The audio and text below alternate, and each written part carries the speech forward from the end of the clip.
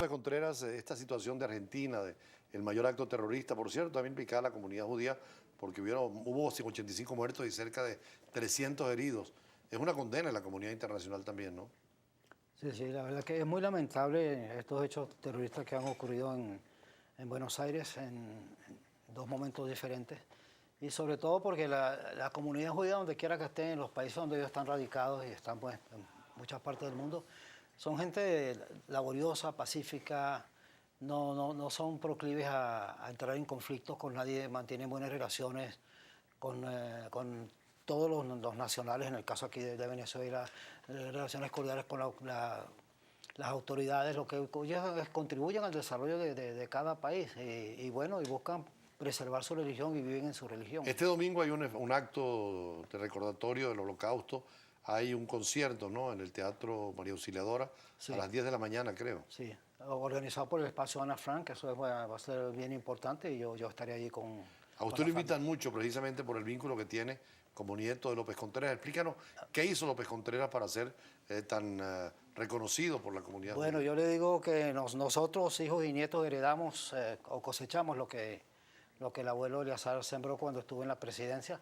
Este caso específico se van a cumplir justamente 76 años entre finales de febrero y principios de marzo, en que zarparon de Hamburgo dos buques, el Caribe y el Königstein, 251 judíos, familias varias, austríacos y alemanes, recibieron el permiso para salir de Alemania.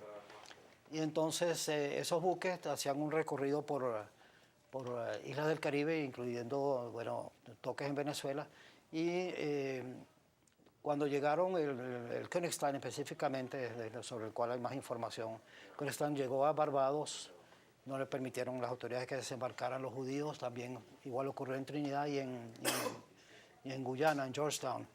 El Caribia, el otro buque que llevaba una ruta un tanto diferente, atracó primero en La Guaira y iniciaron gestiones pues, con las autoridades en Caracas para lograr el permiso.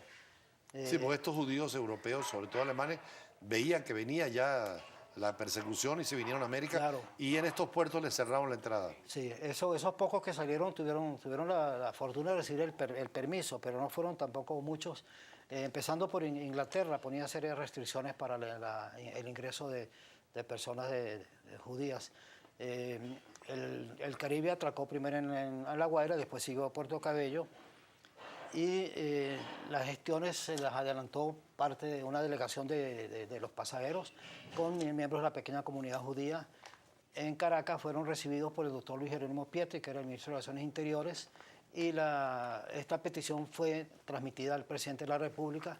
El barco del Caribe, el capitán, podía permanecer en Puerto Cabello solamente 48 horas y zarpó rumbo a Curazao. Y estando a mitad de camino, llegó el telegrama desde Miraflores, donde se le informaba que tenían el permiso de desembarcar. Dicen que allí llegaron toda la gente de Puerto Cabello con sus carros y sus luces a guiar al barco, ¿no? Así es, fue algo muy hermoso. El buque venía de regreso de noche y para facilitar la maniobra de atraque, pues los particulares que tenían carros, camiones, etcétera, alumbraron el muelle de manera que el buque pudiera atracar con seguridad, un muelle nuevo que había sido construido por el Ministerio de las Públicas. A la mañana siguiente, entonces, después de cumplir con todas las formalidades sanitarias y de aduana, desembarcaron y fueron muy recibidos con mucha alegría por los porteños. Y de ahí, pues, cada uno fueron encaminándose a Valencia y otros llegaron a Y hoy en día están en Venezuela, son abuelos, tatarabuelos, Sí. tienen familia, son profesionales, Toda- se quedaron toda la vida aquí. Todavía, bueno, algunos después viajaron a los Estados Unidos fundamentalmente, pero todavía conocemos pues, judíos que llegaron de jovencitos de 4, 5 y 6 años en esos buques y han tenido aquí pues sus familias y con ellos tenemos una gran amistad, una amistad muy sólida y cuando nos vemos es con gran cariño. Usted que ha sido diplomático en países europeos, hay una especie de renacer, no solamente de la islamofobia contra los árabes, sino también contra los judíos. Pareciera que hay un resto de esa derecha clásica pronazi que hay, preocupa a la sociedad mundial. Es muy lamentable y creo que quizás el país más afectado es Francia en este momento. Muchísimos judíos, tengo entendido que se están desplazando a Israel no se sienten seguros en Francia, no se sienten que están protegidos por las autoridades, y esto es verdaderamente lamentable. Es una pérdida para Francia, es una pérdida para Europa, como lo fue el Holocausto, donde murieron 6 millones de judíos. Por cierto, a ustedes le agradezco la invitación para el foro del sábado a las 10:30 ahí en el Centro Cultural Chacao, donde se hablará de política internacional. Sobre todo se va a presentar un libro del presidente Rafael Caldera vinculado a la temática de la justicia social internacional. Usted fue diplomático, embajador del presidente Caldera. ¿Por qué se caracterizó esa política internacional en ese tiempo? Bueno, fue una política lo fundamental, bueno, era la justicia social internacional. Habían relaciones cordiales con todos los países. También durante el primer gobierno del presidente Caldera se establecieron relaciones diplomáticas con países de Europa Oriental, inclusive con Alemania Oriental. Con Rusia, precisamente, él abrió las relaciones. Y bueno, y con Cuba en el año 74. Y con Cuba fue el primer paso que dio Caldera para establecer un diálogo con ellos, sí. Así es. Y bueno, las relaciones de cooperación, el presidente Caldera hizo varios viajes al exterior, estuvo en los Estados Unidos, viajó a varios países de Europa.